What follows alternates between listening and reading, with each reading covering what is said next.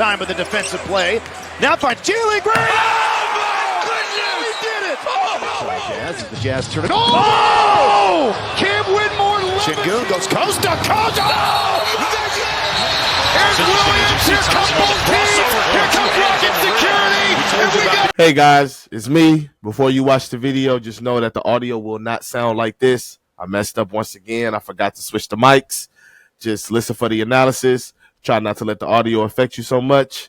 Thank you once again. RedNationBlogga back with another video. The Houston Rockets season is over. They lose Game 7 to the Golden State Warriors, 103-89. This is definitely the last game of the season that I will be covering. Obviously, the next time I talk about the Houston Rockets after this video will be about offseason moves, the drafts, any trades that come up. Y'all know how it go. But definitely this is the last game of the season review. Y'all know that. The Golden State Warriors win 20 points, 8 rebounds, 7 assists from Jimmy Butler, 16 points, 6 rebounds, 5 assists from Draymond Green, 9 points from Podziemski. He really wasn't on shit, really, to be honest with you. Buddy Hield, 33 points, 3 rebounds, 3 assists, 12 of 15 from the field, 9 of 11 from the 3. I would say his last 8 were stat padded for sure. But when a guy is hot from 3 and Ime Udoka just puts his hands in his pockets like Darvin Ham and he just sits there and lets him do it and doesn't adjust, it's bad. It's really, really bad. Like, I just saw Buddy and I'm like, the whole time I'm watching the game, I'm making tweets, I'm posting on Facebook, I'm posting on Twitter. Like, we know Buddy Hield has one job and one job only. As an NBA player, Buddy Hield only wants to do one thing and one thing only. That's shoot the 3. And yet the Rockets let him get up 11 three-pointers en route to making 9 of them. 33 points. And do you think Ime adjusted? Do you think he said, hey, let's put a hand up. Let's make sure he doesn't shoot the ball anymore. We're not going to help off of him. Nothing. Nope, he didn't do that. He didn't do it. The Golden State Warriors, and I have been saying this for 10 years, they are a team when they have the necessary personnel that you have to play an unconventional defense against. Most teams, you're okay with, you want to protect the paint, which is like a hard hedge, and then get back out to the three-point line and close out. But when you got Buddy Hield and Steph Curry and they're shooting like this, how they were shooting tonight, you have to throw that to the scrap heap. If you give up 65 points in the paint, that's okay. As long as you don't give up 43 attempted threes by the Golden State, 18 of them in which they made, which is a clip of 42% from 3. You cannot win in like that. You can't win. You cannot win. Golden State got 3 points from their bench in total. 3. And they won the game. Pretty much running away, controlling the game from beginning to end. It's just bad. Like, Houston, I don't know, defensively, like, what worked in Game 6 was Game 6. This is Game 7. Ime is one of the most stubborn coaches ever.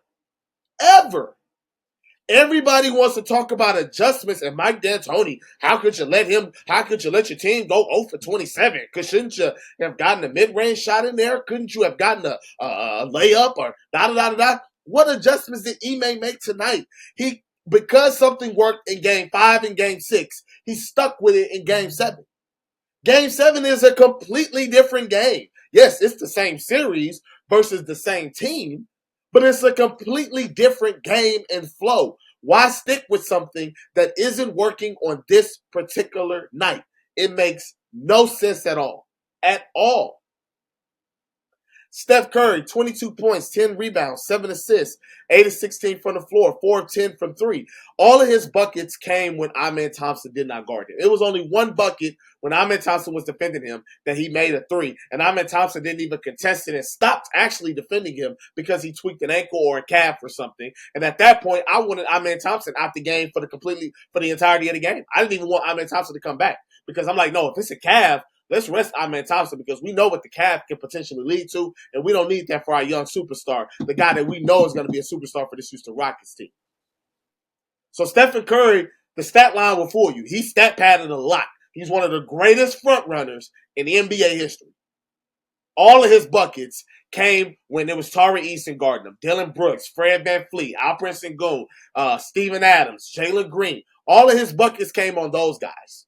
The real 1A defender of the team, the real superstar that's in year 2, by the way, he wasn't having that shit tonight. On the Houston Rockets side, I don't really know, again, like, Ime Udoka, and for everybody that loves Ime Udoka as a coach, and I like him as a coach, but he has flaws as well, but I just feel like because he's different, you know what I'm saying? Like, a lot of people are like, oh, and Ime I trust, and like, I'm not like that with Ime Udoka. He makes a lot of questionable decisions in the coaching. The Warriors broke out a zone in the second quarter.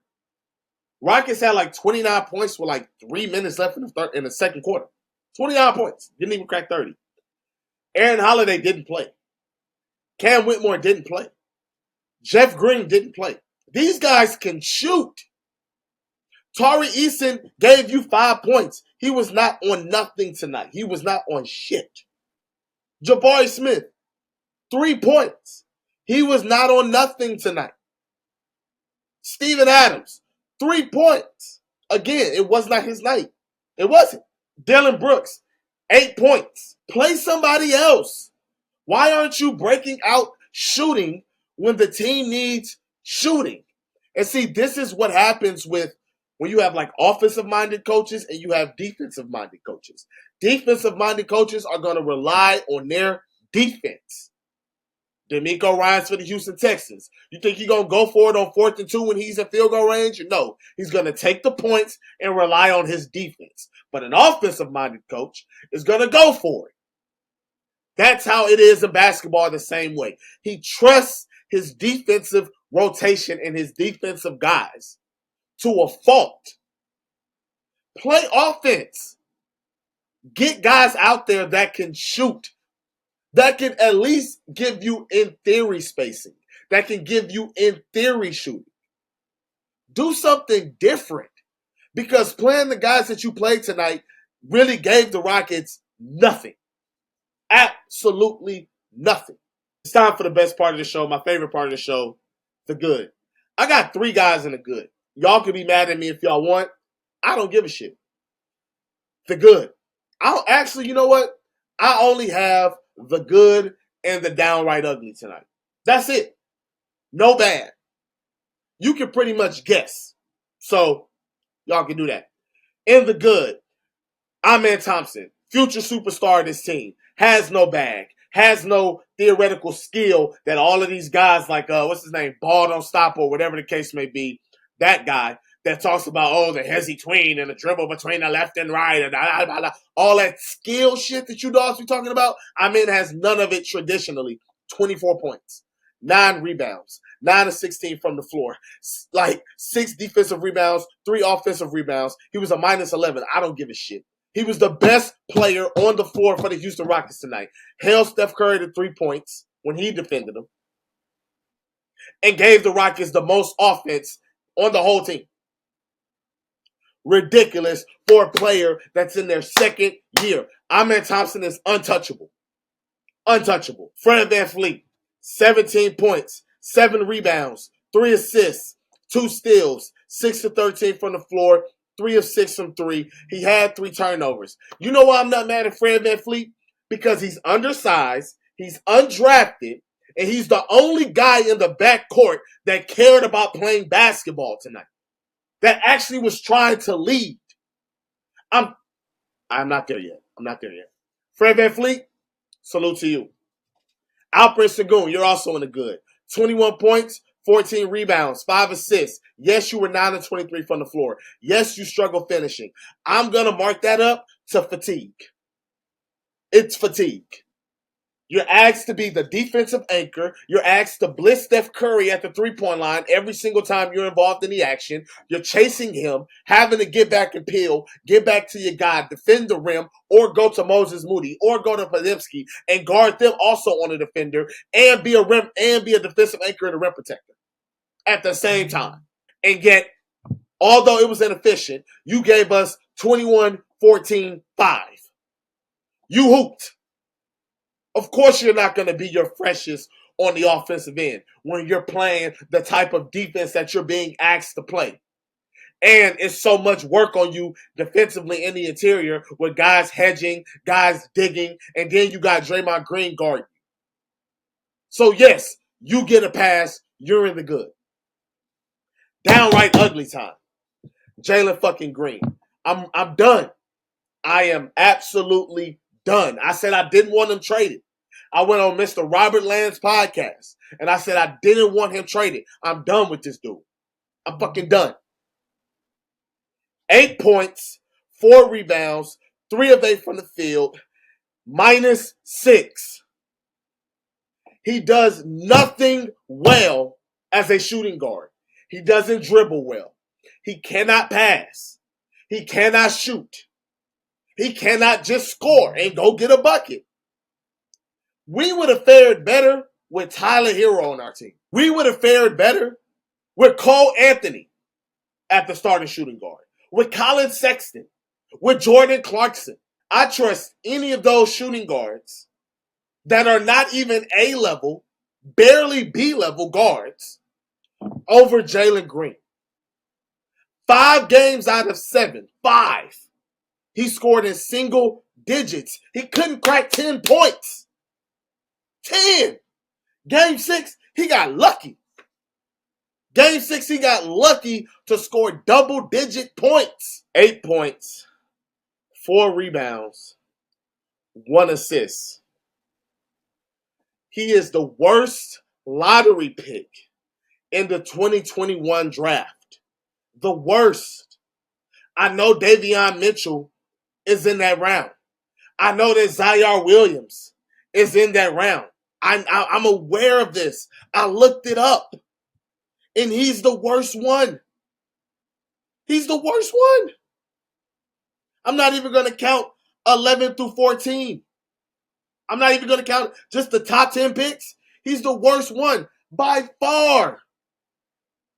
Franz Wagner, better. I'd rather have Kuminga. I'd rather have Giddey. I'd rather have Suggs. I'd rather have Barnes. I wanted us to draft Evan Mobley. I'd rather have Cunningham. He does nothing well at all. At all.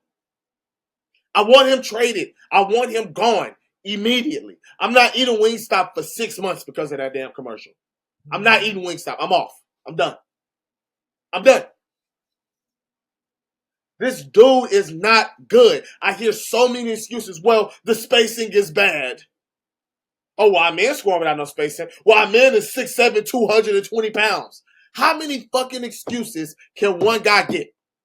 Can you go get double-digit points? If you don't struggle scoring, can you do like Steph and get 7 or 8 assists? Bro, if they're playing zone and you don't have the ball, and the ball swing, goes to you, catch and shoot. Do what Buddy Hield is doing. Catch and shoot. Make threes. I seen you do it all season long. I saw you do it in game 2 when you went 8 of 18. A lot of them catch and shoot. He sucks. He's not good. I've been so patient. And I know what I'm looking at.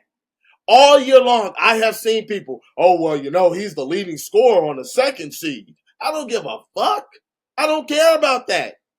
I don't care. I know what a score looks like. A quality level score looks like. It's not what Jalen Green is. Everybody, well, his last 17 games, when it's a Tuesday and raining, he's shooting this. No!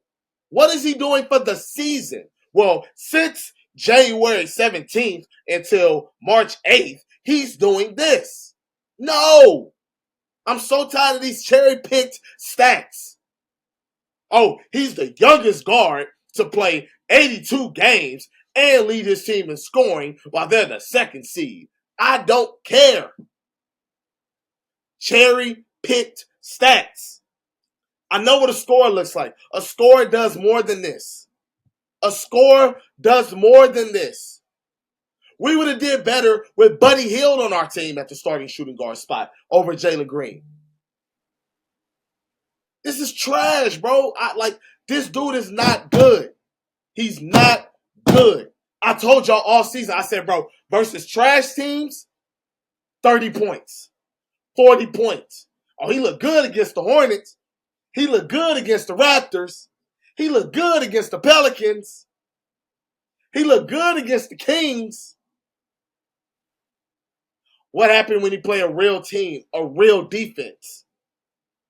Dude can't even crack double-digit scoring. He was drafted number 2 overall because of his ability to score. I don't get it. But last game of the season, I'm glad this happened. I'm glad we needed this to happen.